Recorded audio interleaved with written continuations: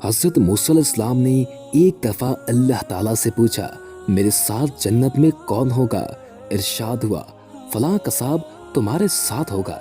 हज़रत मूसा अलैहिस्सलाम कुछ हैरान हुए और उस किसाब की तलाश में चल पड़े। वहां देखा तो एक किसाब अपनी दुकान में गोश्त बेचने में मसरूफ था। अपना कारोबार खत्म करके उसने एक गोश्त का टुकड़ा एक कपड़े में लपेटा और घर की तरफ रवाना हो गया। हज़रत मूसा अलैहिस्सलाम ने इस किसाब के बारे में मज़ीद जानने के लिए बतौर मेहमान घर चलने की इजाज़त चाही। घर पहुंचकर किसाब ने गोश्त पकाया, फिर रोटी पकाकर उसके टुकड़े शोरबे में नरम किए और दूसरे कमरे में चला गया, जहां एक इंतहाई कमजोर बुढ़िया पलंग पर लेटी हुई थी। किसाब ने बमुश्किल तमाम उससे सहारा देकर उठाया, एक एक लुकमा उसके मुंह में देता रहा। जब उसने खाना तमाम किया तो उसने बुढ़िया का मुंह साफ कर दिया।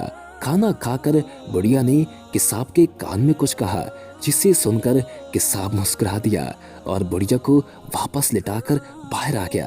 हज़रत मूसा अलैहिस्सलाम जो ये सब देख रहे थे, आपने किसाब से पूछा, ये औरत कौन है और इसने तेरे कान में क्या कहा जिस पर तू मुस्कुरा दिया?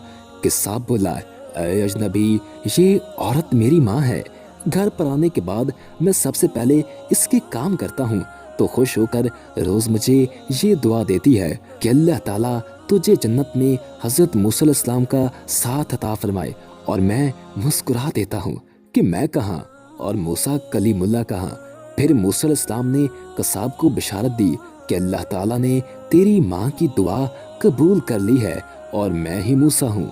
अल्लाह पाक हम सबको अपने वालिदैन की खिदमत करने की तौफीक अता फरमाए, आमीन। वीडियो पसंद आने की सूरत में वीडियो को लाइक कर दें और हमारे चैनल को सब्सक्राइब कर दें और साथ ही बेल के आइकन को प्रेस कर दें ताकि नई आने वाली हर वीडियो आपको मिलती रहा करे।